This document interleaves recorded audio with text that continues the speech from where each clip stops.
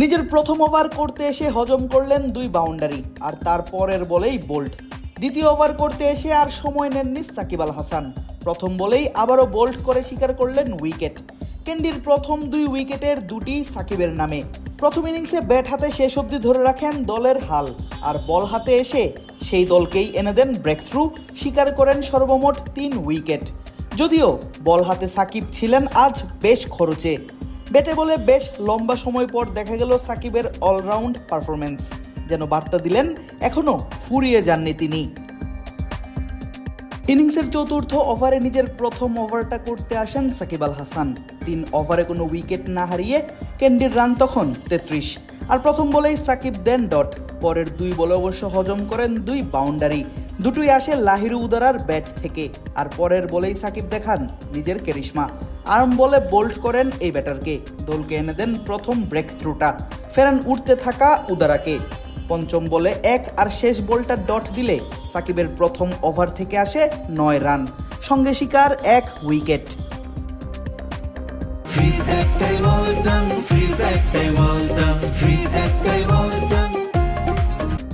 সাকিবকে তার দ্বিতীয় ওভার করাতে বল হাতে আনা হয় ইনিংসের 8ম ওভারে, আর বল হাতে এসেই নিজের দ্বিতীয় উইকেটটা স্বীকার করেন এই বাঁহাতি স্পিনার। দল পায় ইনিংসের দ্বিতীয় ব্রেক থ্রু, ডিরেক্ট বোল্ড করে ফেরান কুশাল পেরেরাকে। পরের বলে সিঙ্গেল এলে তৃতীয় বল থেকে আসে ছক্কা। পরের 3 বলে 2 রান এলে সাকিবের করা দ্বিতীয় ওভার থেকেও আসে 9 রান, সঙ্গে 1 উইকেট। লম্বা বিরতির পর নিজের তৃতীয় ওভার করতে সাকিব আসেন ইনিংসের 15তম ওভারে। ততক্ষণে 6 উইকেট হারিয়ে 148 রান ক্যান্ডি রয়্যালসের। আর তৃতীয় ওভারের প্রথম বলেই সাকিব আদায় করেন ডট। পরের 5 বলে দেন 5টি সিঙ্গেল, কোনো বাউন্ডারি হজম না করায় তার তৃতীয় ওভার থেকে আসে 5 রান। 3 ওভার শেষে 2 উইকেট নিয়ে সাকিব দিয়েছেন 23। নিজের শেষ ওভার করতে সাকিব আসেন 17তম ওভারে, আর প্রথম বলেই হাসারাঙ্গা হাঁকান বিশাল এক ছক্কা। পরের 2 বলে আসে 2 সিঙ্গেল। চতুর্থ বলে হাসারাঙ্গার কাছে আবারও ছক্কা হজম করেন এই স্পিনার। পঞ্চম বলে ওভারের তৃতীয় ছক্কাটা আসলে ঘুরে যায় ম্যাচের মোড়, মোমেন্টাম পায় ক্যান্ডি। তবে শেষ রক্ষা আর হয়নি হাসারাঙ্গার। ওভারের শেষ বলেই আবারও ছক্কা হাঁকাতে গেলে আউট হন এই ব্যাটার। উইকেট নিয়েই নিজের বোলিংটা শেষ করেন সাকিব। 4 ওভারে দেন মোট 43 রান, আর শিকার 3 উইকেট। এর আগে ব্যাট হাতে সাকিব ছিলেন 16 বলে 22 রানে অপরাজিত। 21 রান করেছিলেন তাওহিদ হৃদয়ও।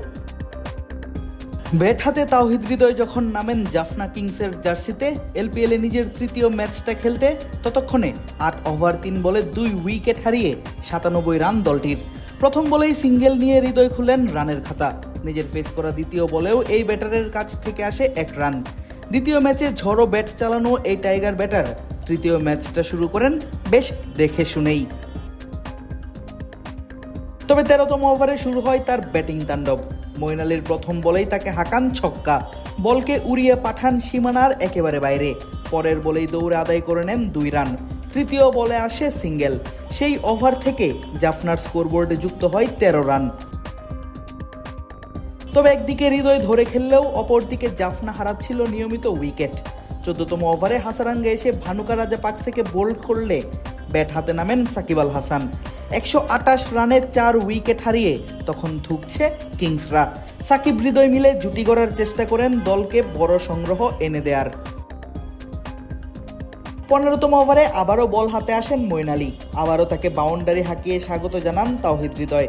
তবে পরের বলে ছক্কা হাঁকাতে গেলে হৃদয় কাটা পড়েন সীমানার একেবারে কাছে দুসান হিমান্তার হাতে ক্যাচ তুলে দিয়ে। 16 বলে 21 রান করা এই ব্যাটার মাঠ ছাড়েন একরাশ হতাশা নিয়েই।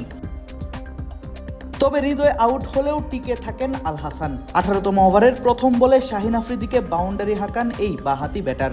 একই ওভারের শেষ বলে দারুণ এক ছক্কা হাঁকিয়ে সাকিব যেন জানান দেন এখনও ফুরিয়ে যাননি তিনি।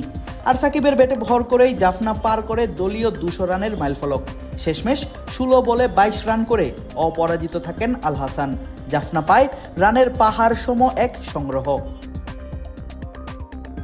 আদিব আশরাফ, ক্রিক ফ্রেঞ্জি।